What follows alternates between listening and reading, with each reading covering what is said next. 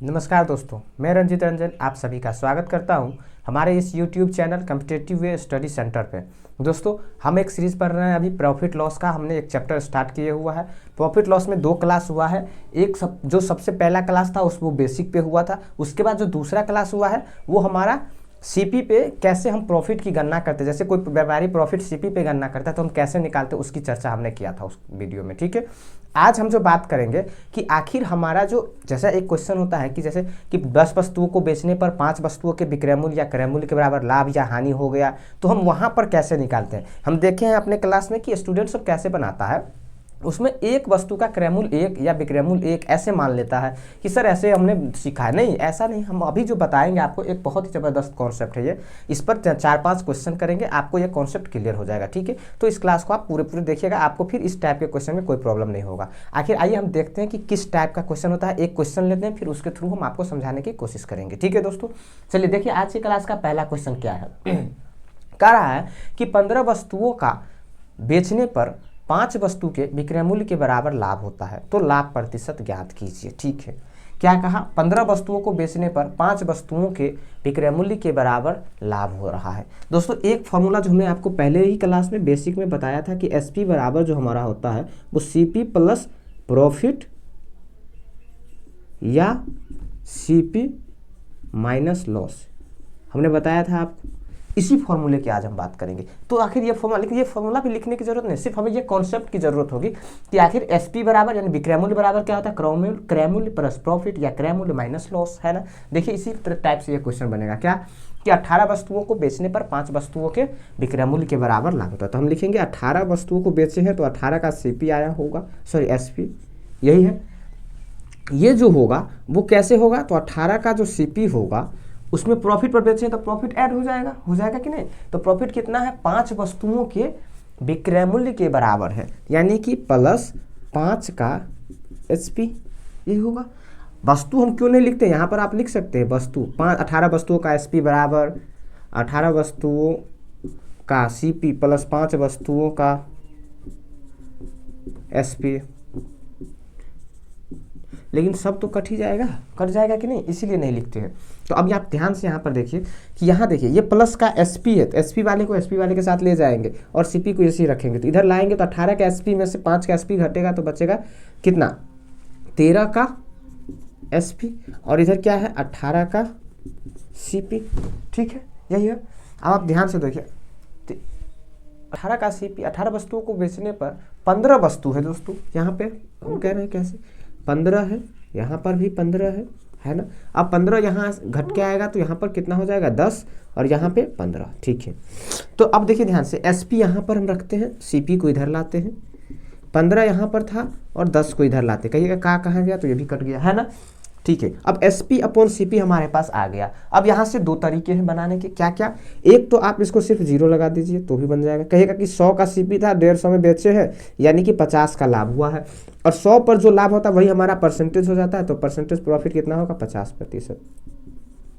ये उस क्वेश्चन का आंसर है। लेकिन एक और तरीका क्या है कि जैसे हमने सीपी, एसपी और सीपी का रेशियो जब निकाल लिए 15/10, यानी कि 5 तिया 15, 5 दूना 10, 3/2, तो यहाँ से क्या कह सकते थे कि 3 पर बेचे, 2 का था तो 1 का लाभ। तो परसेंटेज प्रॉफिट बराबर हमने बताया था आपको प्रॉफिट अपॉन सीपी मल्टीप्लाई 100 और साइन लगा देना है। तो यहाँ से भी कितना आएगा 50%।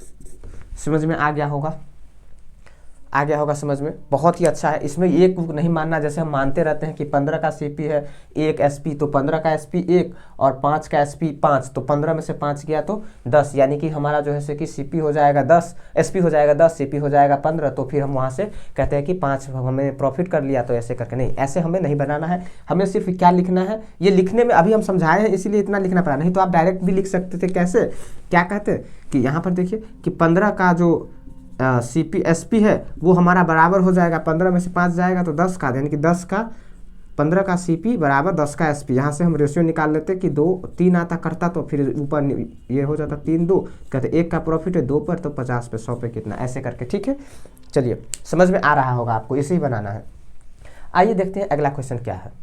अगला क्वेश्चन कह रहा है कि 18 वस्तुओं के क्रय मूल्य 16 वस्तुओं के विक्रय मूल्य के बराबर है, तो लाभ या हानि प्रतिशत बताइए। बताइए क्या होगा। 18 वस्तुओं का क्रय मूल्य दिया हुआ है जो 16 वस्तुओं के विक्रय मूल्य के बराबर है।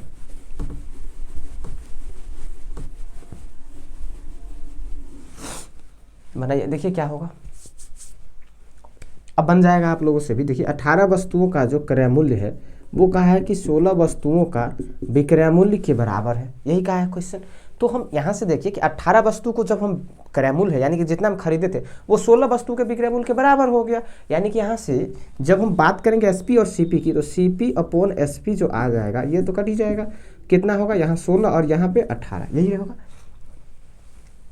तो अब देखिए ध्यान से, जब 16 को काटेंगे तो 8, इसको काटेंगे तो 9, यानी कि इसका जो अनुपात हो जाएगा वो 8/9।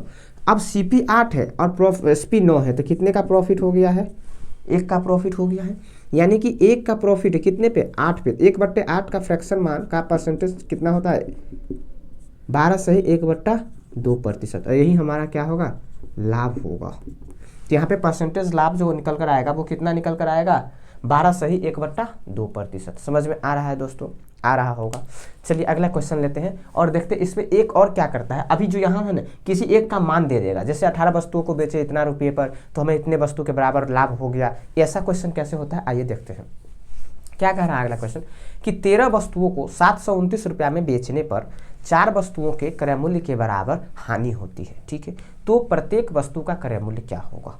क्या कहा क्वेश्चन कि 13 वस्तु को बेचा है कितने में, 729 रुपया में, तो 4 वस्तुओं के क्रय मूल्य के बराबर हानि हो गई। यानी कि 13 का जो वस्तु होगा, 13 वस्तु का सिर्फ लिखिए उतना छोड़िए, 13 वस्तु का जो विक्रय मूल्य होगा, क्योंकि हमने बेचा है विक्रय मूल्य होगा, वो क्या होगा, 4 वस्तुओं के क्रय मूल्य के बराबर हानि हो गई। तो हानि में कैसे लिखते हैं, SP equal to CP minus loss. तो सीपी तो 13 का ही होगा कि नहीं, जितना वस्तु बेचे उतना का तो खरीदे भी होंगे, और लेकिन लॉस हो गया कितना, 4 का। ठीक है, तो यहाँ से देखिए 13 का एसपी बराबर 13 में से 4 गया तो 9, 9 का सीपी। अब यहाँ पर 13 का एसपी का मान हमें दिया हुआ है कितना, 729। तो फिर 13 के एसपी का मान लिख देंगे 729, जो बराबर हो जाएगा 9 का सीपी। यहाँ से प्रत्येक वस्तु का सीपी निकल जाएगा, बोला है 1 का सीपी कितना होगा, 729/9 यानी कि 81। तो 81 से ये कटेगा, यानी कि प्रत्येक वस्तु का जो सीपी होगा वो कितना होगा, 81। यही इस क्वेश्चन का सही आंसर है कि क्रय मूल्य सभी वस्तुओं का, एक वस्तु का क्रय मूल्य कितना होगा, 81 रुपया। ठीक है, समझ में आ रहा होगा। ठीक है, चलिए अगला क्वेश्चन पर बढ़ते हैं। देखिए क्या कह रहा है कि 18 वस्तुओं को 552 रुपया में बेचने पर, खरीदा गया है। 18 वस्तुओं को 552 रुपया में खरीदा गया, इन्हें बेचने पर 5 वस्तुओं के विक्रय मूल्य के बराबर हानि हो गई। प्रत्येक वस्तुओं का क्रय मूल्य, विक्रय मूल्य क्या है, अब विक्रय मूल्य पूछ रहा है। पहले क्रय मूल्य था इस क्वेश्चन में, इससे अगला क्वेश्चन, पिछला क्वेश्चन में क्रय मूल्य था, अब क्या पूछ रहा है, विक्रय मूल्य। बनाइए तो देखिए तो क्या होगा। देखिए क्या कहा कि 18 वस्तुओं को 552 रुपया में खरीदा गया और इन्हें बेचा गया, तो 5 वस्तुओं के विक्रय मूल्य के बराबर हानि हो गई। ठीक है, यानी कि 18 वस्तु का जो सीपी होगा वो एसपी वो 18 वस्तुओं का सीपी और माइनस 5 वस्तुओं के किसके बराबर हानि हुआ है, 4 वस्तुओं का नहीं, 5 वस्तुओं की विक्रय मूल्य के बराबर, यानी कि 5 का एसपी।